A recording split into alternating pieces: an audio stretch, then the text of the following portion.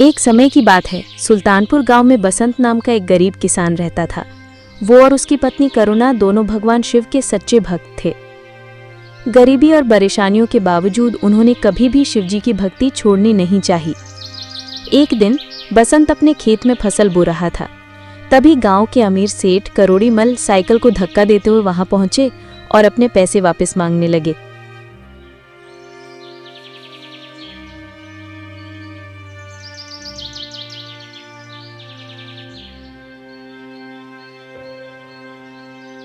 अरे ओ बसंत बिटवा, तारीख का याद है तुझे? तुझे जो हमने पैसा दिया था उसका ब्याज दिन पर दिन बढ़ता जा रहा है। कब लौटाएगा पैसा बिटवा? सेठ जी, अभी तो देना मुश्किल है। फसल कुछ उग नहीं रही है, पैसे आ नहीं रहे हैं। अभी तो 2 वक्त की रोटी भी मिलनी मुश्किल पड़ रही है।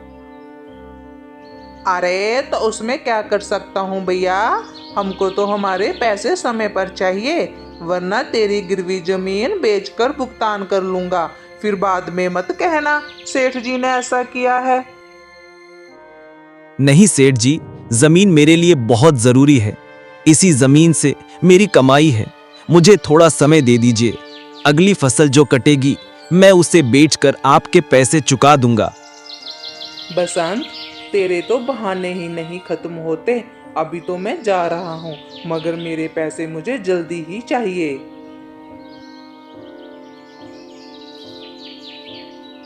बसंत परेशान था क्योंकि फसल नहीं उगी थी, घर में खाने की भी लाले थे। सेठ ने धमकी दी कि अगर समय पर पैसा नहीं मिला तो वो गिरवी रखी जमीन बेच देगा। थके हारे बसंत ने घर लौटकर करुणा को सब कुछ बताया।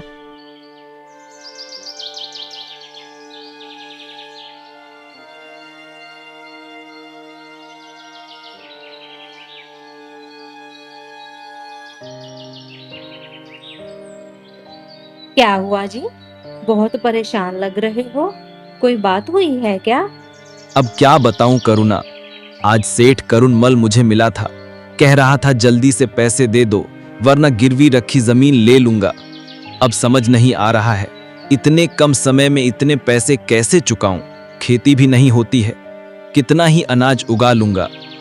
कोई बात नहीं, आप परेशान मत होइए, कोई न कोई हल जरूर निकलेगा और भोलेनाथ की कृपा रही तो सब ठीक हो जाएगा।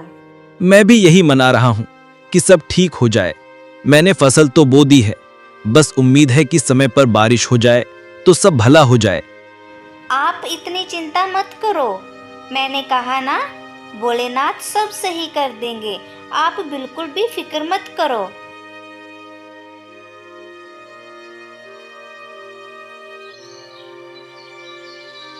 आज की ये गर्मी देखकर तो ऐसा लग रहा है कि इस पूरे सप्ताह कोई बारिश नहीं पड़ने वाली।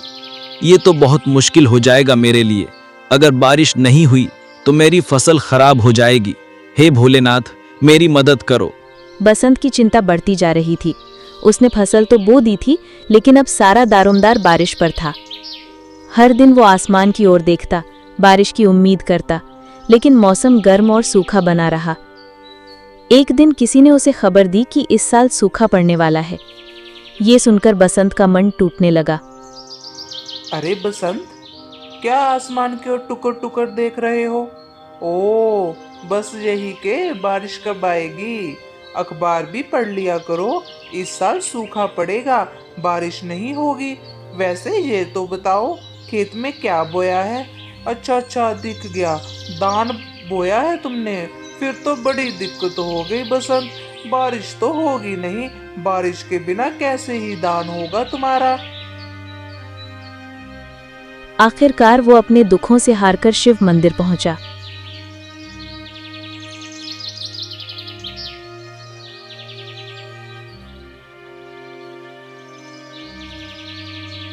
हे महादेव, मेरी मदद कीजिए।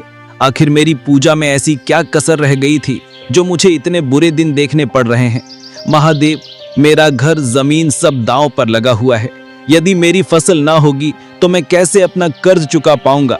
महादेव, मैं आपके पास उम्मीद लेकर आया हूं, आपको मेरी मदद करनी ही होगी। वरना यही मैं अपना सिर पीट पीट कर मर जाऊंगा। वहां उसने फूट फूट कर भगवान से गुहार लगाई और खून बहने लगा।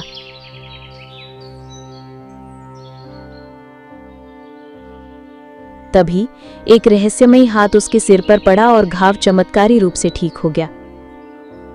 बसंत ने पीछे मुड़कर देखा तो एक अजनबी खड़ा था, जिसके कंधे पर झूला और हाथ में एक लाठी थी।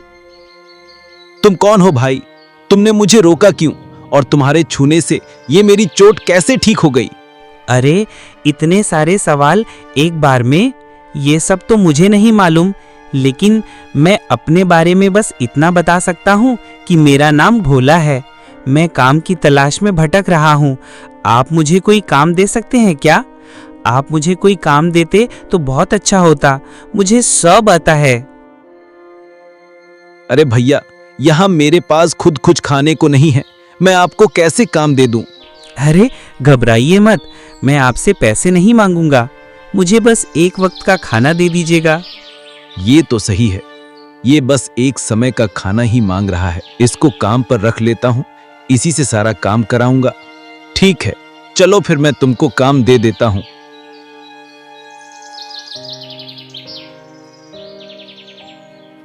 बसंत उसे घर ले आया। करुणा ने उसे खाना खिलाया। अरे वाह, बहुत दिन बाद इतना स्वादिष्ट खाना खाने को मिला, मैं तृप्त हो गया। अब बताइए मालिक, मुझे क्या काम करना होगा? कोई खास काम नहीं, खेत में धान बोया है, बारिश का इंतजार है। बारिश? बस बारिश को लेकर आप परेशान हो? मालिक आप चिंता मत करिए, मैं आपकी सारी समस्या दूर कर दूंगा। ये मेरी लाठी है ना, इससे मैं सारे बादल लपेटकर आपके खेत में ले आऊंगा, आप बस देखते रहिए। अरे पगले, तू भी ना। ठीक है, हम भी देखते हैं। भोला ने कहा वो बारिश करा सकता है। बसंत ने इसे मजाक समझा, लेकिन उसी शाम गांव में अचानक तेज बारिश शुरू हो गई। पूरा गांव झूम उठा। बसंत और करुणा ने इसे भोलेनाथ का चमत्कार माना। करुणा, देखो बारिश आ रही है, अब हमारी फसल खराब नहीं होगी। मैंने कहा था ना, भोलेनाथ हमारी मदद जरूर करेंगे। देखो बारिश आने लगी। हाँ हाँ बसंत, मैं ना कहती थी कि भगवान हमारी जरूर सुनेंगे। लो आज सुन ली भगवान ने हमारी। हर हर महादेव। हाँ मालिक, आपने मुझे बुलाया क्या?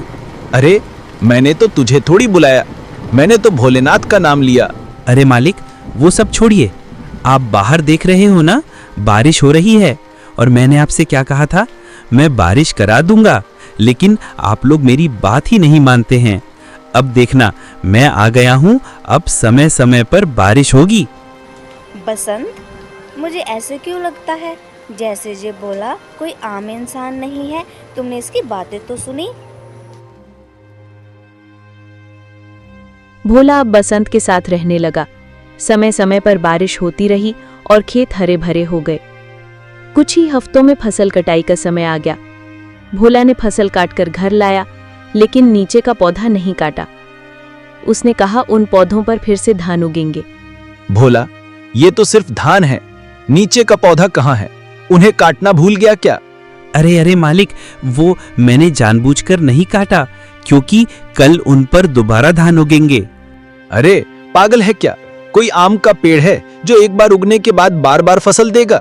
धान का पौधा एक ही बार धान देता है।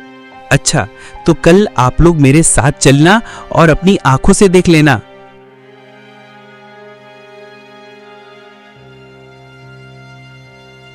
बसंत को ये बात हजम नहीं हुई, लेकिन अगले दिन जब वो खेत में पहुंचे तो देखा पुराने पौधों पर नए धान उग चुके थे।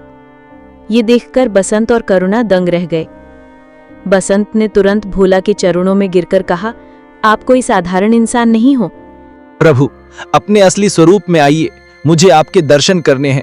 मुझे पता है आप कोई आम इंसान नहीं, आप महादेव हैं। तभी भोला ने अपना असली रूप प्रकट किया।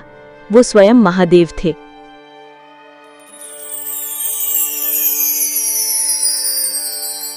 भगवान, आपने हमें दर्शन देकर हमारा जीवन धन्य कर दिया। उठो बसंत, मैं तुम्हारी भक्ति से प्रसन्न हूं। अब तुम्हें दुख सहने की जरूरत नहीं। जब भी जरूरत हो मुझे याद करना, मैं भोला बनकर आ जाऊंगा। महादेव ने कहा कि बसंत की भक्ति से वे अत्यंत प्रसन्न हैं। अब से जब भी बसंत को जरूरत होगी वे उसकी सहायता करेंगे और इस खेत में जो भी बोएगा उसमें 2 गुना फल मिलेगा। इसके बाद महादेव अदृश्य हो गए। बसंत ने अपनी फसल बेचकर सेठ का सारा कर्ज चुका दिया। अब वो और करुणा सुख शांति से रहने लगे। उनका जीवन शिव कृपा से संपन्न हो गया।